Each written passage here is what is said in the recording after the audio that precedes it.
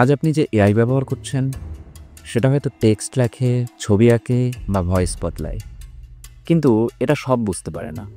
AGI বা artificial general intelligence এমন এক ধরনের এআই যেটা মানুষের মতো চিন্তা করতে পারবে, নিজের সিদ্ধান্ত নিজেই নিতে পারবে।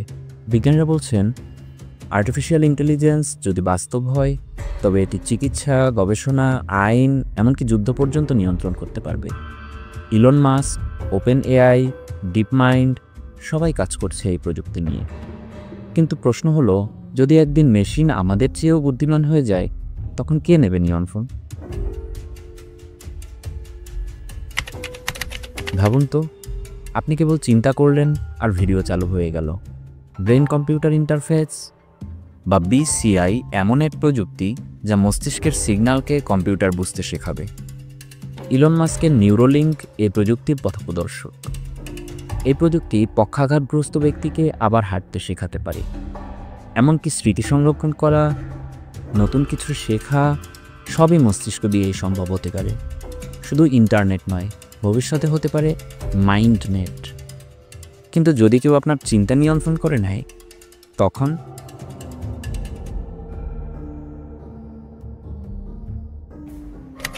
একদিন আপনি মারা গেলেন, কিন্তু আপনার কণ্ঠ, স্মৃতি, এমনকি চিন্তাভাবনা সবই রয়ে গেল অনলাইনে। এটাই ডিজিটাল ইনমর্টালিটি। বিজ্ঞানীরা বলছেন মানুষের ব্রেইন স্ক্যান করে সেটি কম্পিউটারে আপলোড করা সম্ভব হতে পারে। Meta human, mind clone, virtual afterlife এসব এখন কেবল শব্দ নয়, বরং গবেষণার বিষয়। ভবিষ্যতে হয়তো আপনি নিজের ভার্চুয়াল ভার্সনের সঙ্গে কথা বলতেন, কিন্তু প্রশ্ন হলো, সেটি কি সত্যিই আপনি নাকি কেবল আপনার ছায়া?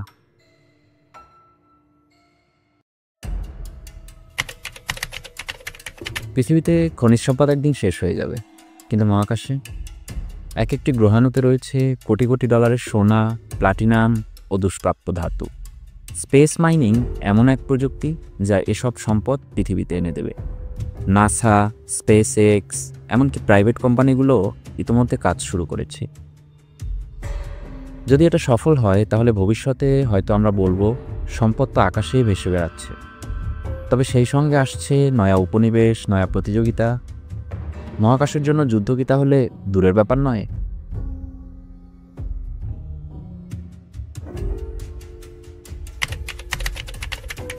আজ আমরা বিদ্যুৎ উৎপাদন করি কয়লা বা গ্যাস পুড়িয়ে।